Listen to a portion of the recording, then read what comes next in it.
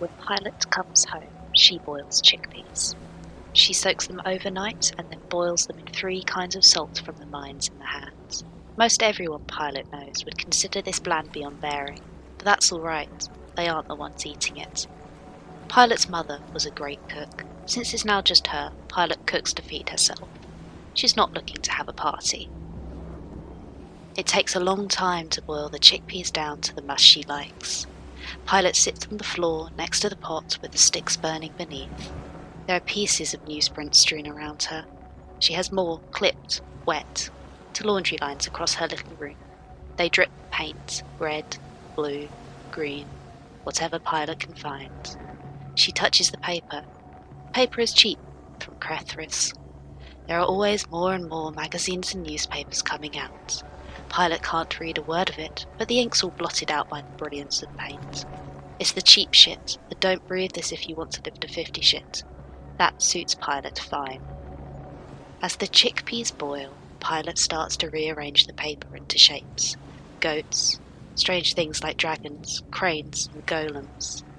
In the morning, she will leave them here and there, on windsills and the boats she'll place near the storm drains, like they ran aground. Some little children find them, most are lost to other fates. That's all fine with Pilot. Time needs filling up. "I brought you something," the student says to the old women playing chess. "What have you brought, little bird?" the old women ask.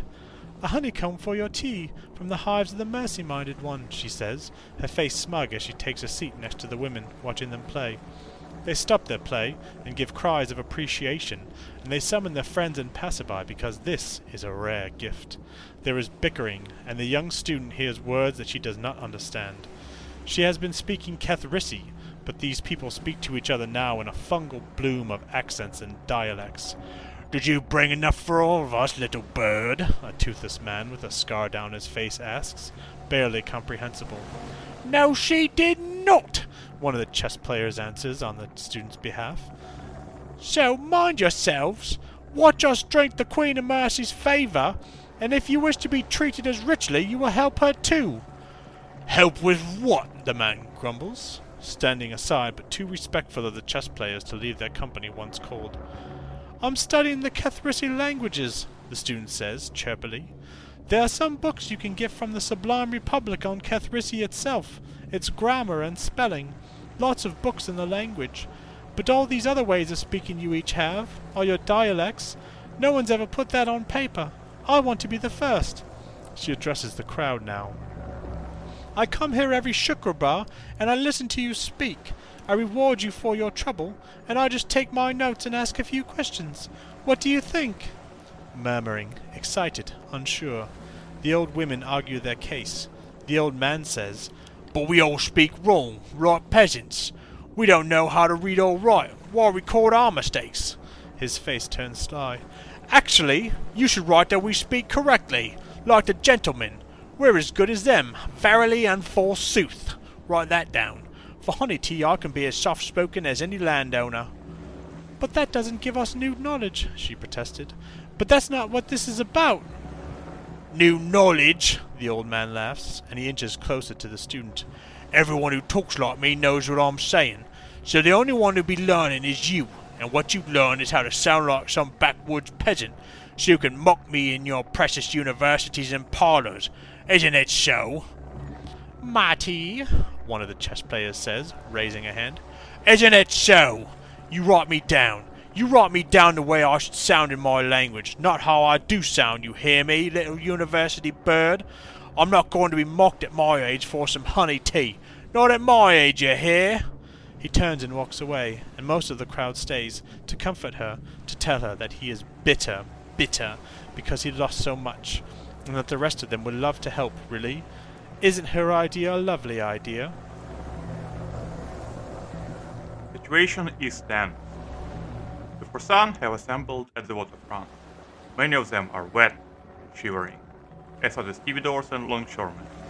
Their target is invisible behind bushels and bushels of bananas, and the gangplank is slippery and peeled. Soldiers and dock workmen yell curses at the man on the boat, but he stays quiet, almost as though he is not there. As though he jumped into the water at some point and swam away in the cover of darkness.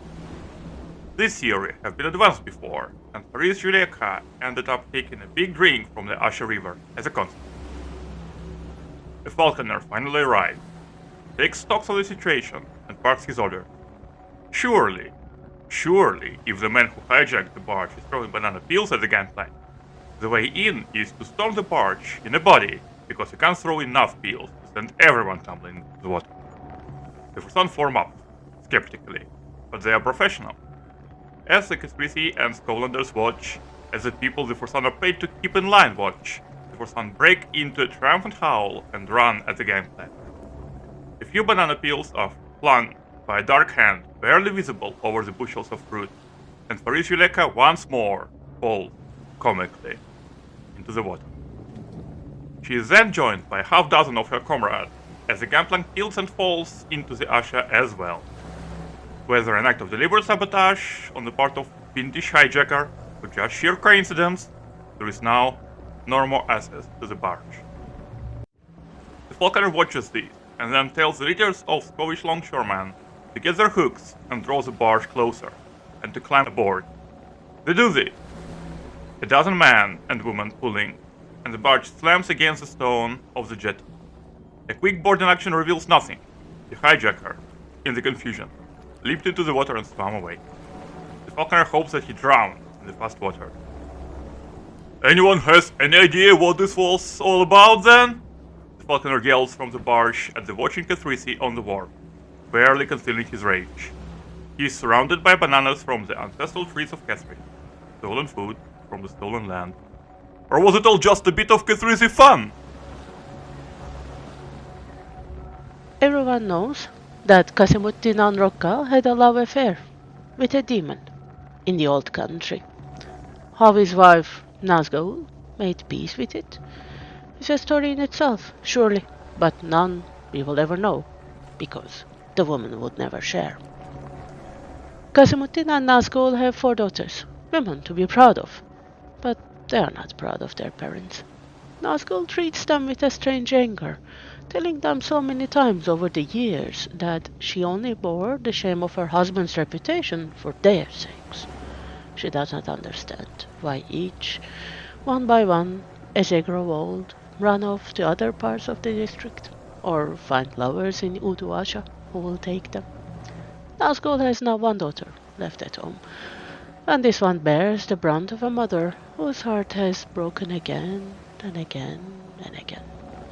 And Kasimuddin, he is to be found by the side of the water, of the hillocks, watching the water, knowing that he, you know whom I mean, can come to him on the water whenever he chooses. And surely he dawdles because of some great delay, his demon prince, some strange affair beyond human comprehension. Kasimuddin has waited through the adolescence of 4 of his children, and he is happy to wait longer. It is a hard thing to love an eternal being, and it requires patience.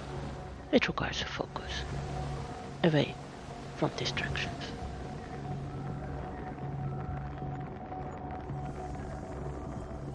A broken shard of brick clatters off the wall beside a girl's head. She freezes and drops her writing slate. She turns and sees them, jumping out from the shadows from behind boxes of bananas and piles of wood. 3 children her age, yelling at her and Kethrysi. Their words are violent, and one of them reaches for a whole unbroken brick, raising it high on one trembling arm. The girl runs, and the hurled brick bounces and shatters. "Get her! Get the little ghost!" the Kethrysi children cry, chasing her into the darkness of the alleyways. But they know the way better than her. And as she runs, she sees adults who look like her assailants, and they see her. Their looks blank or confused, or angry, or amused at a scared little Skove girl lost where she has no right to be. "Get the ghost! Get the ghost!" the children shout, and she hears someone laughing, finds a shadowy wall blocking her path, rimmed with shards of broken glass to deter thieves. Now she is crying.